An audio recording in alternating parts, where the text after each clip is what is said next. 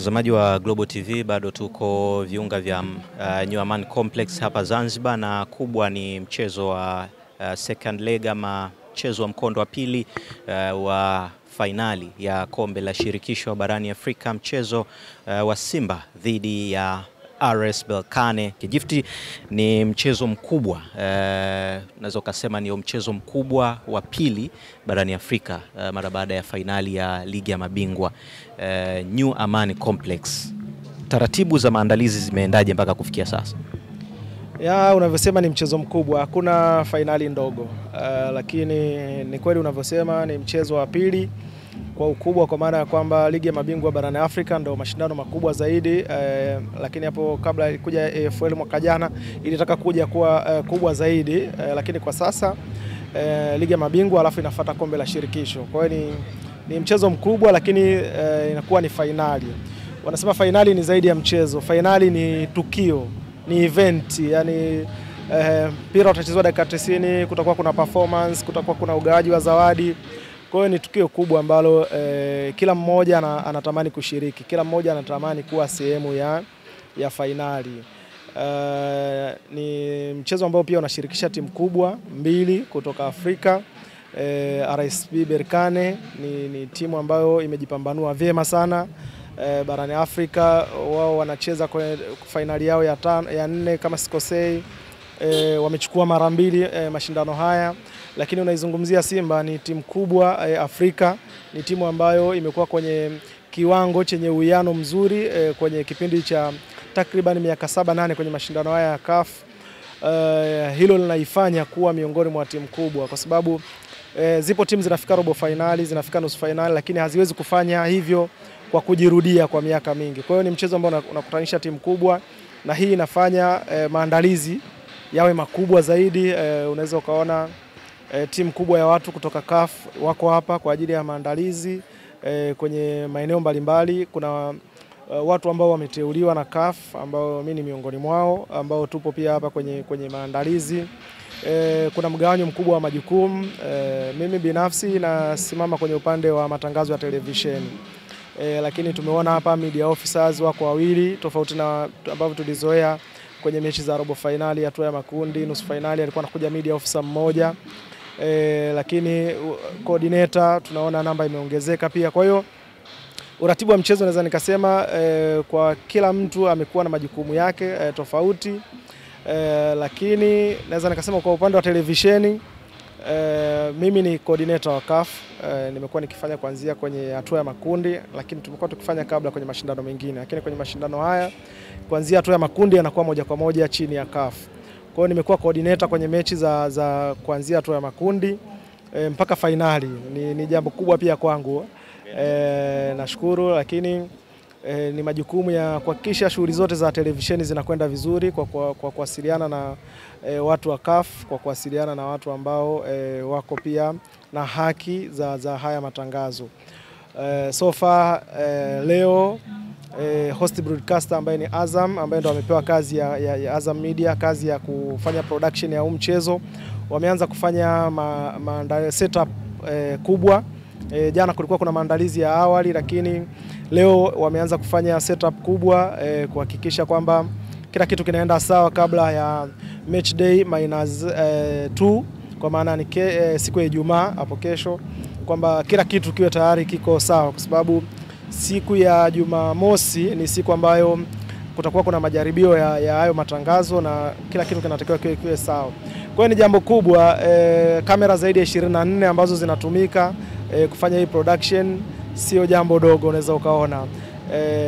Ni watu wengi wako hapa, watu wa Azam Media, watu karibu 50 ama zaidi ya 50 wamewasili hapa kutoka jana.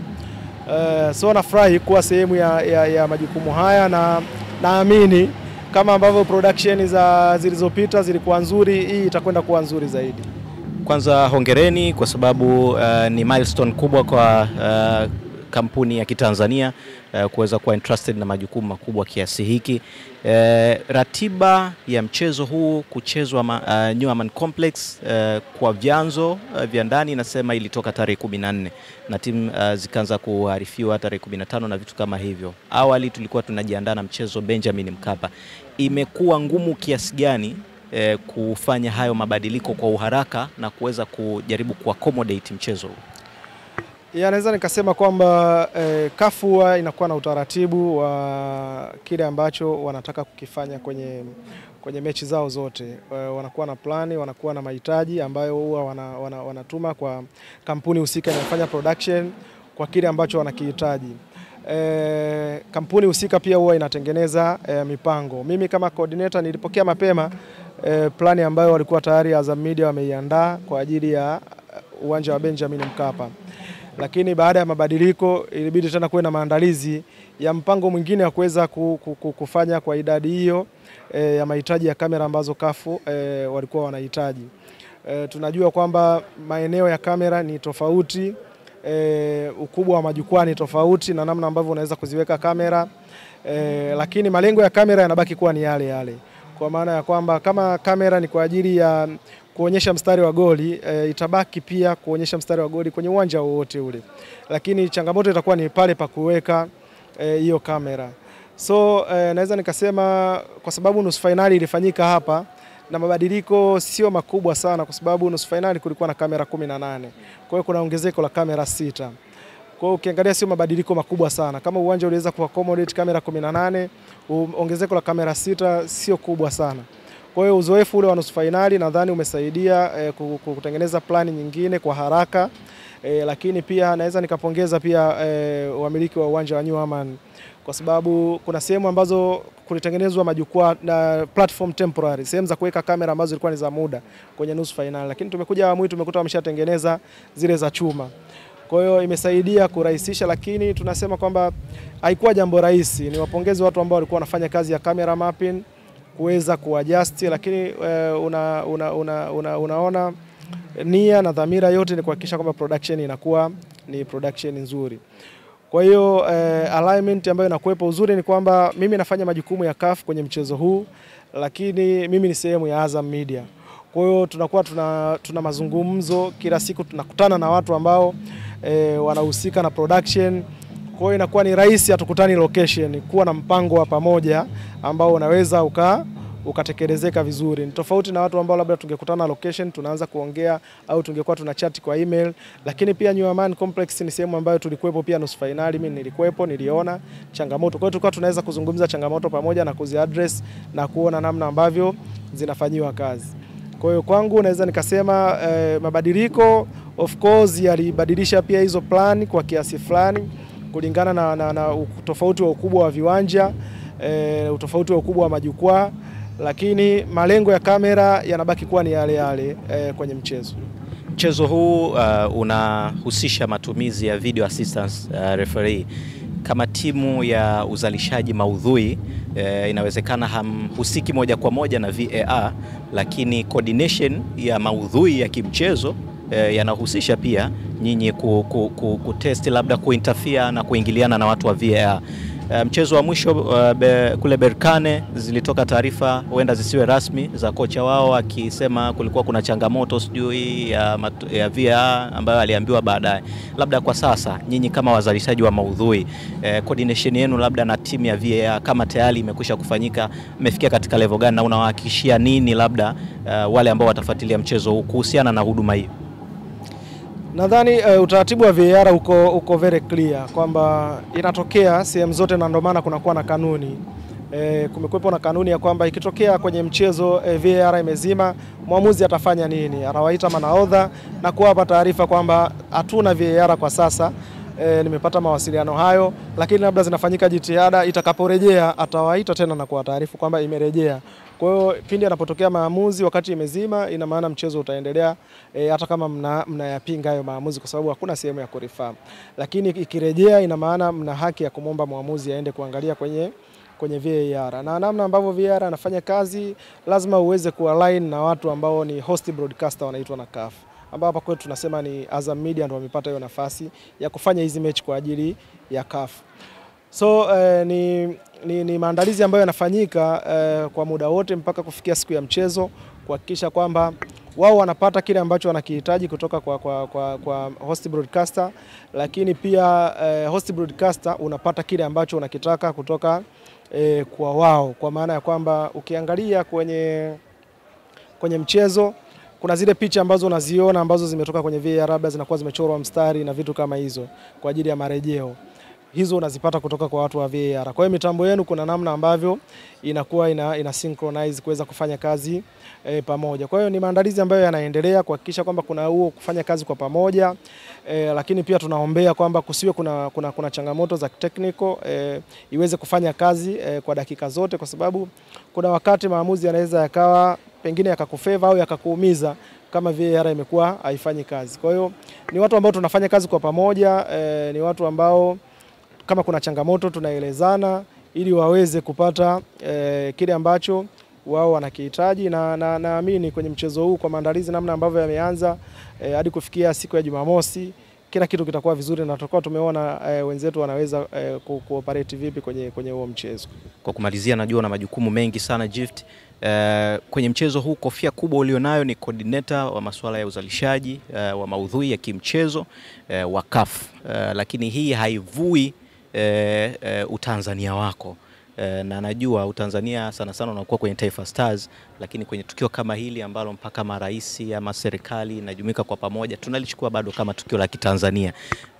Utakuwa huru kulijibu ikikupendeza, lakini kwa ufupi labda nafasi ya Simba kuelekea katika mchezo huu kulinganisha na ubora wa RS Berkane kuweza kutimiza matumaini ya Watanzania kutwaa ubingwa, unaionaje? Na nini ambacho unaweza ukawashauri Simba kwenye position yako kama Mtanzania chambuzi, wakati huu ukiwa unaiweka pembeni kidogo hii kofia ya coordinator wa CAF?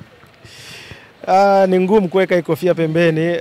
Hii inakuwa ni kama familia. Wewe ni baba, kwenye mechi kama hii Simba anakuwa ni mtoto wako, RSB Berkane anakuwa ni mtoto wako, kwa sababu wote wanatakiwa waamini kwamba wewe utakwenda kutenda maamuzi ambayo yatakuwa ni maamuzi ambayo ni ya haki. Mimi naingia kwenye vikao ambavyo vinahusisha timu zote mbili. Kuna access ya maeneo ambayo naruhusiwa kuingia ambako mtu mwingine ambaye sio official wa CAF hawezi kuingia.